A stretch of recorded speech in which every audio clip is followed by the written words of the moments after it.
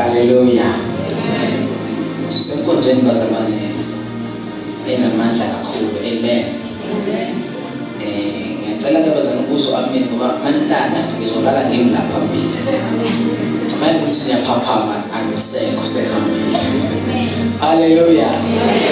Inkonzo enamandla kakhulu bazalwane. Hallelujah. It's a very powerful service bazalwane. Abashumulane bela mfundisi maphumulo babuthabele bazalwane kuyashunyelwa ekhaya. Amen. Ngicela sibaphele izandla egameni likaJesu.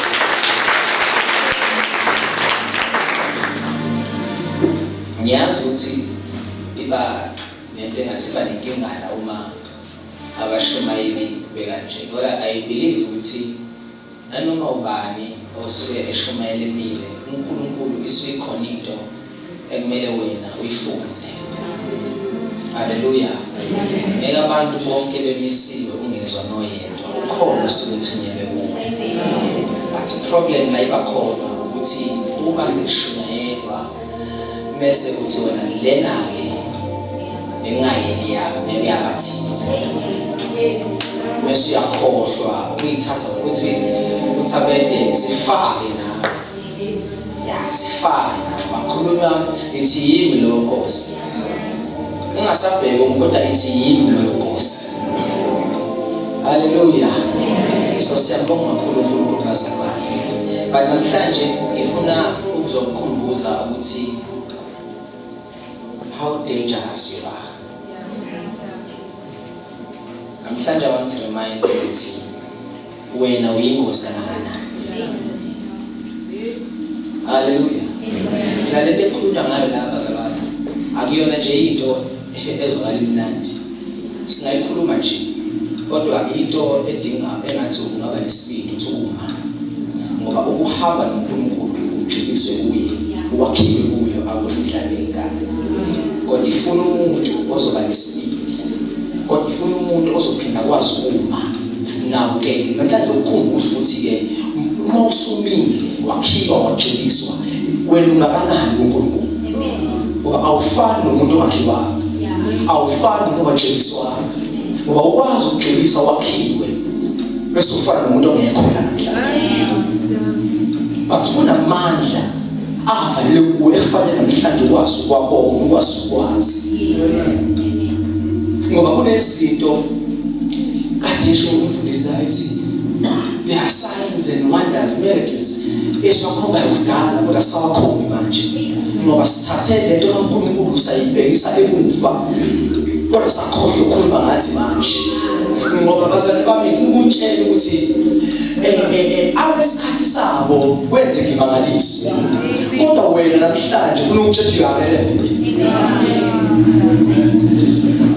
Wena ufanele ukuba la, wena ufanele ukuba nje, wena uright ula. Abantu abekhona kudala manje bazali bami ngobona makuthiwa uMose bavululwa kahle okuyisikhathi sabo, kodwa lisavululwa kahle manje kufuneka abantu abazoba noNkulunkulu. Hallelujah. Manje ngifuna ukuthi ungayibhekisi abanye abantu ukuthi izinto ezithize zifanele ubani, kodwa ufinele esingene ukuthi nami lokho kufanele nami Nkosi. Athi njalo uze ungalethe nami Jesu, kodwa izwa amazwi ami. Hayi ukuthi izwa amazwi amakhaya, kodwa izwa amazwi ami Nkosi. Hallelujah. Ifuna lento ukuthi uhambe ekamereni lakho uyosihlola, uzihlolisise. Uvusela amandla kuwe. Ngoba usathane ave uqili ebusikhumbuzeni ukuthi singo sivelaphi. Sisikhohle nayi assignment uNkulunkulu asibizeleyo.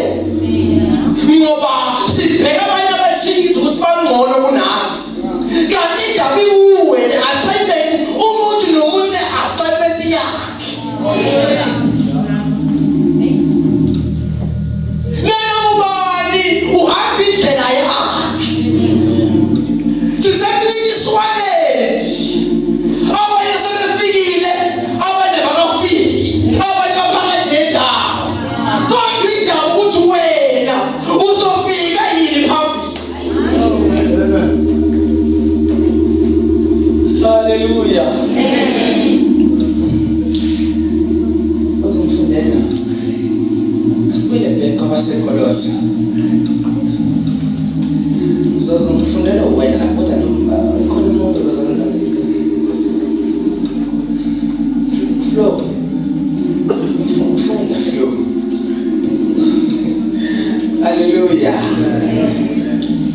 KwabaseKolose sibuyela khona chapter 2 verse 6. Ngakho-ke njengalokho nimamukele uKristu Jesu inkosi, hambani nikuye. Nawe uthi uPaul Paul njengoba nimamukele uKristu hambani njalo bazali bami. Nawe uthi phathi ikhuluma nathi abangcwele. Omunye angasibuza ukuthi ngihamba kanjani ngikuye, ngihamba kanjani ngikuye. But ngifuna ukukhumbuza ukuthi lento umpostoli akhuluma ngayo, umpostoli Paul akhuluma ngayo into ekhuleka, into eyenzekalayo. Yazi indaba yenzeka ingoba wena nomzimba wakho ufana. Kodwa uma wamukela uKristu, awamukele nje uKristu kuphela. Ya kodwa umamukela uKristu eyisimo sokuphila. Right? Umamukela uKristu uSibhebhele lemizimba yethu efana. Kodwa uKristu yena uyisindisa. Hallelujah. Now lithi kube ngeBhayibheli lithi iBhayibheli bazali bami lemizimba yethu yesono eyaqaliswa mhla uAdam awonethe mina ayeseyide lithi iBhayibheli lemizimba yethu yafa kanye naye. Mayikade ukufa kanye naye iBhayibheli yambhedwa kanye naye.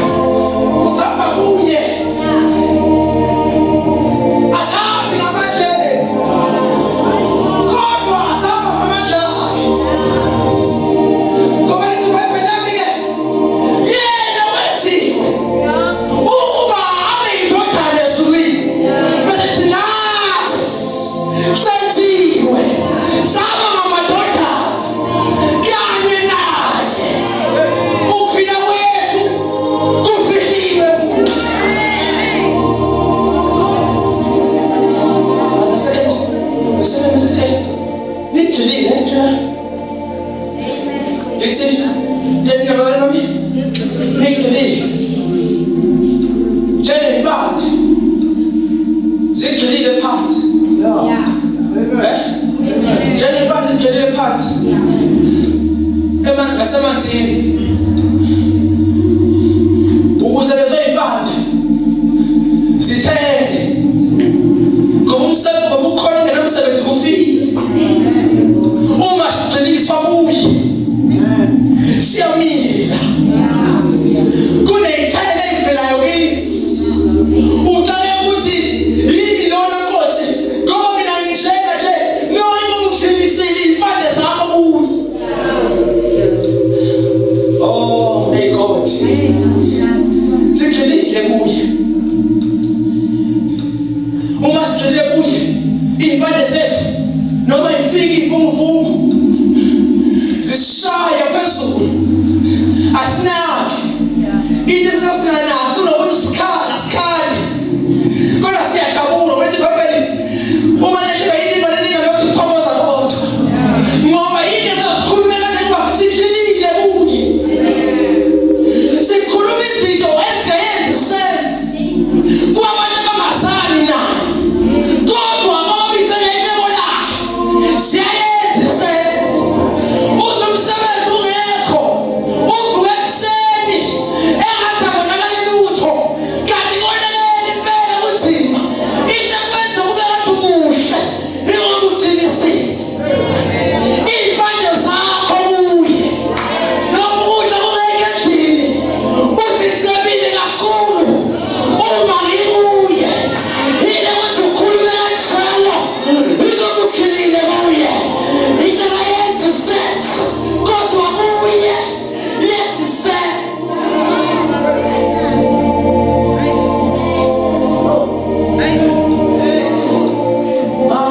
My God. Now, yonke lento, it's a journey.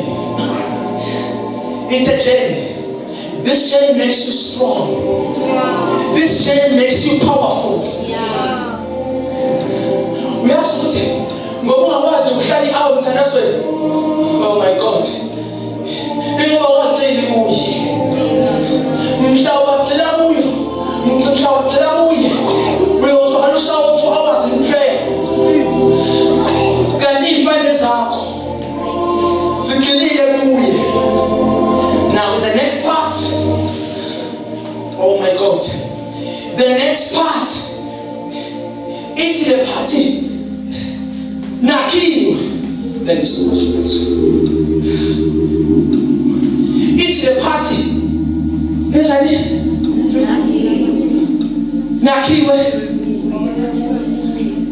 Nakiwe kuye. Hallelujah. Now, siyahamba kuye. Sahambe. Kumnandi kungemnandi sahambe kuye. Ngoba sinethemba lokuthi noma sifa kodwa sobonana naye. Noma sihamba sinekhaya naye. Ikhaya lingakhiwanga ngezandla kodwa ikhaya khona uKristu Jesu. My God, mase lithi siyaqiniswa ukuthi siyakhiwa kuye. Awumnandi wakhiwa. Awubekeneze kuye. Uma kwakhiwa indlu kubekwa ama-blocks ngoba iyakhiwa indlu. But kuney'ndawo uma kwakhiwa kuney'ndawo ey'seduzane ne-roof ezingadingi ama-blocks aphelele. Sidinga ukuthi i-blocks mase yakhiwe umnikazi walo wa-happy nge-product. Lo oyakhala lo mnikazi wendlu athenga ama-blocks mase lokho ama-blocks alihambise ngoba e-happy ngalo. Mase kusho ukuthi umnikazi wendlu akalifuni liphelele mase yalishaya. Kuyenzeka along the way mawakhiwa kube nezikhathi ezoshayeka ngazo kodwa lezo y'khathi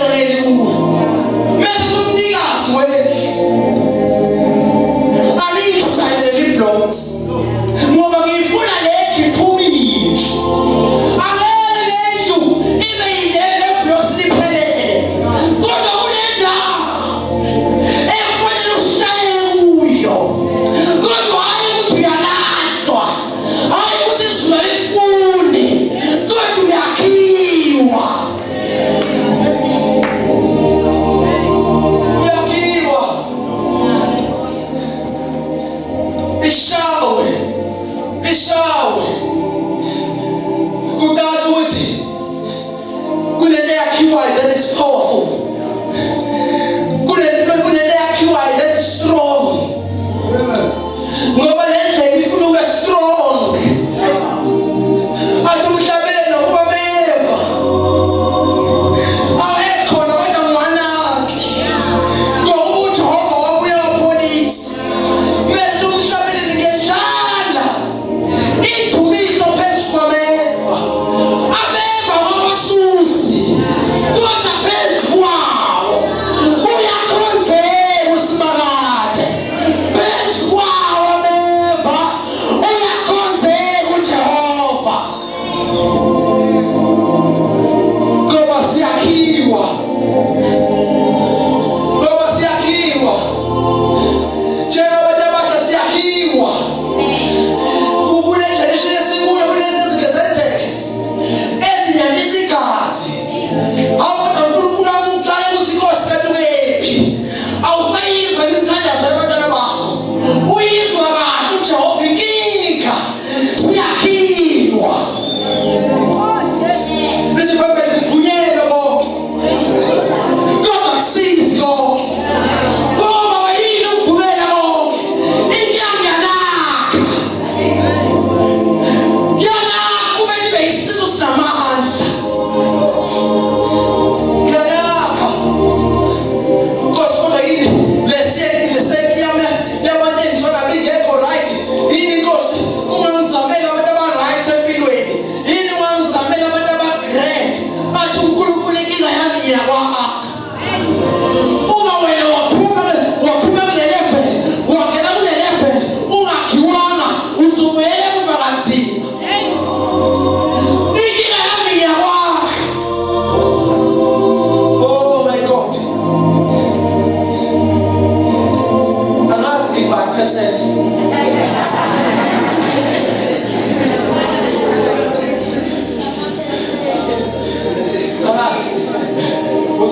Uzumphathi amaphesenti kodwa amaphesenti akaJesu, hayi lamaphesenti la. Isaiah, oh my God, Isaiah 41. I won't be long. God, I'm here to remind you how powerful you are, how strong you are. When ungomwele kaNkulunkulu, when ungena la kuthiwa ngena khona, uphume la kuthiwa uphuma khona, wena you are strong, unamandla wena.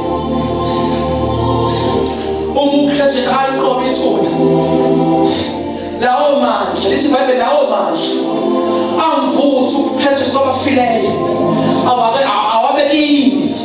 Ngamanye amazwi amandla okunqoba akithi bantwana bakaNkulunkulu. Inkinga thina asazi, uSathane usivalile, kodwa I want to tell you namhlanje ebusuku ukuthi kunamandla avalele kuwe.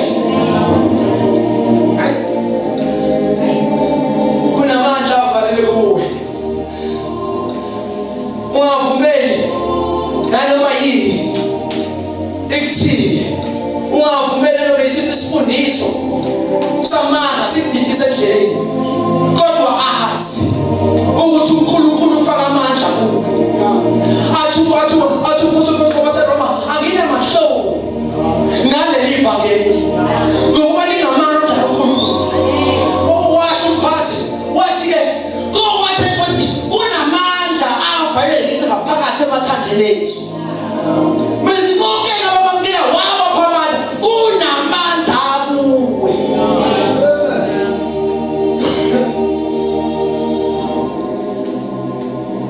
Ungavumeli noma yini, ungabe umuntu omusha. Ngeke bafowethu izalukwazi icela umkhuleko ngoba samandla nawe ucela umkhuleko. Kuney'khathi efuna ubhukuke uhambe entabeni kaJehova uyolanda amandla akho. Ngeke izalukwazi nomkhulu bathi nisibeke lapho bese nawe uyabeka. Kodwa bakhona abagcwele behlangana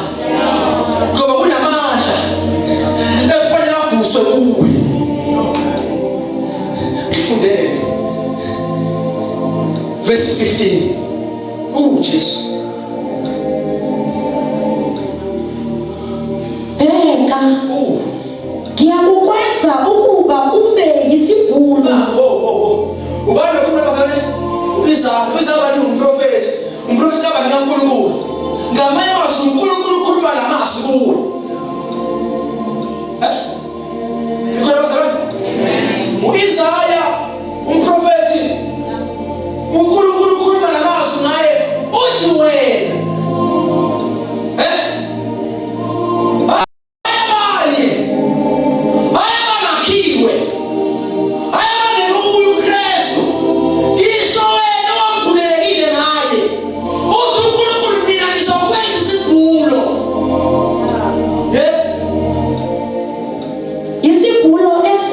Esibukhali esinamazinyo. Bazalwane bami. Uyakubhula izinto. Isibhebele. Uthi mina ngizokwenza into bazalwane. Yini isibhulu? Into bazalwane. Into phephethe. Into shaya into eyingozi. Isibhulu into shaya bazalwane. Eyingozi. Ngamanye amazwi wena uthi bheka mina ngizokwenza into yokushaya iy'ngozi. Ngamanye amazwi into eyahlula umndeni wakho mina ngizokwenza wena ukuthi ube yinto yokushaya izinto eziyingozi. Bazalwane sibakhulu bakaNkulunkulu. Awusinamandla thina. Nithi ngizokwenza isibhulo esibukhali. Ngamanye amazwi ube uyahamba bazalwane bami. Ngoba kade ngibulala le vesi bezokwazi noma ithoyi nakala ithawula le alilutho. Uthi uNkulunkulu ngizokwenza isibhulo esibukhali. Esibukhali esinjani? Esinamazinyo. Ngamanye amazwi wena uNkulunkulu uthi uzokwenza into njengogandaganda, into enamazinyo ngaphambili. Into bese iba namazinyo bese babukhali ukuze izintaba namaguma wena ukwazi ukuyishaya. Ngamanye amazwi akekho umuntu yokushaya zona, kodwa wena wenziwe ukuze ukwazi ukushaya lesi zinto. Isibhulo esibukhali esinamazinyo esizingovolo ngamanye amazwi esinamazinyo. Yabo sithini? Uyakubhula izintaba. Bazalwane bami, zonke izintaba eziphambi kwakho uthi uNkulunkulu wena unamandla wokushaya lezo izintaba. Angiyazi intaba yakho namhlanje yini. Mhlawumbe intaba yakho isimo esingalapheki. Mhlawumbe intaba yakho umsebenzi ongafiki. Mhlawumbe intaba yakho ukhuluma wedwa ekhaya. Uthi uNkulunkulu wena-ke ngizokwenza mina ube yisibhulo ukwazi ukuhlakaza zonke lezi zinto. Ngamanye amazwi ukuba rooted kwethu kuKristu akuyonto yamahhala. Kodwa yini uthi ngelilanga umkhumbuzo uSathane uthi weSathane lelo nto ocabanga ukuthi iyamhlula kusuka namhlanje mina ngenziwe uba yisibhulo sokuphula nalento engihlulayo. Kusuka namhlanje ngengisaphinde ngihlule lento ngoba mina ngibukhali. Oh my God. Basithini Uzigcolisise. Wenze amagquma abe njengamakhoba. Mangithi uzigcolisise. Noma lesinisi babelethini. Sele lesinisi. Khona zawuthwele ngabugcolisise khona sohamba kahle. Sele lesinisi olufuna bazalwane. Sesibalula kakhulu amagama nje.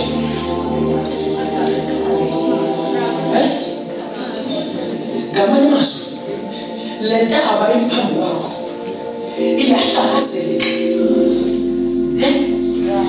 Noma ngabe ibinkulu kangakanani, kodwa ukwazi ukuyihlakaza ibe izimvuthu. Lesi simo kuso, lesi simo odlula kuso, uthi uNkulunkulu wena unamandla okusihlakaza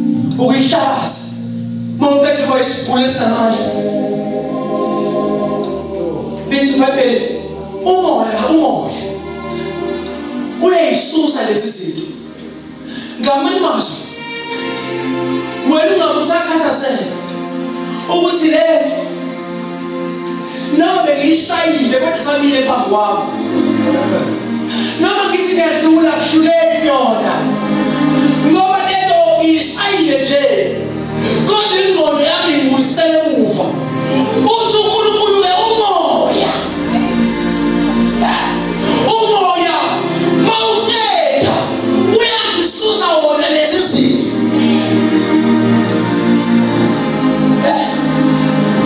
umoya kulezi zinto ungafanele ukhathazeke ngazo kunenkayi basana bami kade yesho umphathi athi naso sinewakhathwa sona iyenza ubingabo zakhe namhlanje singashona utho noma azikhona emsebenzini isebenza uNkulunkulu wathumela umoya wawathatha wonke amandla omnyama kade phambi kwakhe wawasusa phambi kwakhe yathemba isivuguvugu siwuchithe awubazali bami sahamba kuye sikhululekile sahamba kuye sinamandla amasha ngoba uJehova uthumela iy'mvunguvungu uJehova uthumela imoya ukuba isuse zonke izinto ezimi phambi kwethu.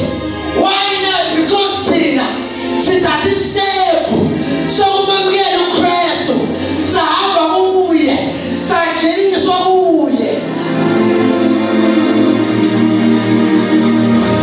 Hallelujah. Yazisema ngifunda le verse. Ngezwa ngikhululeka. Ngezwa umoya kaNkulunkulu wehlabenyuka ngoba kunezinto lezi thina abazalwane we want too much kanti akusikhona okwethu kubo kodwa uNkulunkulu ngokaJehova yena owenzile izulu nomhlaba ngabe usemhlabeni kwenzile nezwi lakhe manje asikhathazwa wayini ngoba ukhona uNkulunkulu ukhona umnikazi wezinto elithi iBhayibheli wenze thina hayi bazalwane ungene emkhulekweni iningi intaba ungene uhambe kuye iningi intaba kodwa ngeke ngizokutshela akulethi remind you uthi uJehova uNkulunkulu wenze wena kunento evayile ngaphakathi kuwe ekumele namhlanje uhambele phezulu uhambe namhlanje uyitshena uhambe namhlanje wazi ukuthi wenziwe wena uba ushaye yonke into ngaphambi kwakho ayikho into ngaphambi kwakho namhlanje sinabantu abasha yini babe phambi kwethu noma ngafika ziphi isimo noma ngafika ziphi izinto kodwa ayikho into babe phambi kwethu yesibekuwe wena uyakuthokoza ngoJehova awasalamu uzibonge ngogcwele kaIsrayeli siyathokoza kuwe yathi ukuthi ungawazi amandla avela kuwe